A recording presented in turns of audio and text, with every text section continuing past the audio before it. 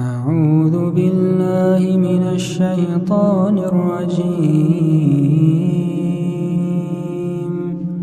بسم الله الرحمن الرحيم.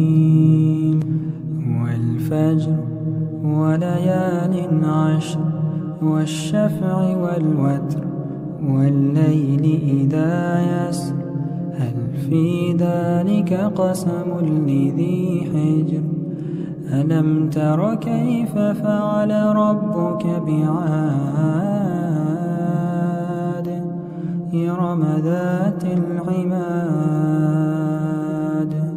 التي لم يخلق مثلها في البلاد وثمود الذين جابوا الصخر بالواد وفرعون ذي الأوتاد الذين طغوا في البلاد فأكثروا فيها الفساد فصب عليهم ربك صوت عذاب إن ربك لبالمرصاد فأما الإنسان إذا ما ابتلاه ربه فأكرمه ونعمه فيقول ربي أكرمن وأما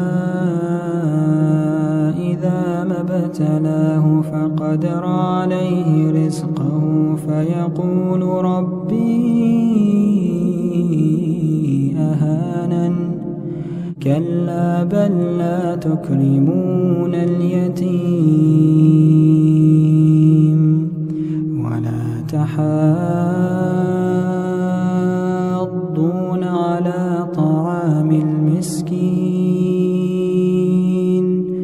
وتأكلون التراث أكلا لما وتحبون المال حبا جما كلا إذا دكت الأرض دكا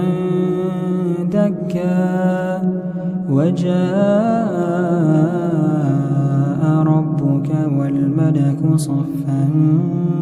صفا وجيء يومئذ بجهنم يومئذ يتذكر الإنسان وأنى له الذكرى يقول يا ليتني قدمت لحياتي فيومئذ لا يعذب عذابه أحد ولا يوثق وثاقه أحد يا أيتها النفس المطمئنة ارجعي إلى ربك راضية مرضية فادخلي في عبادي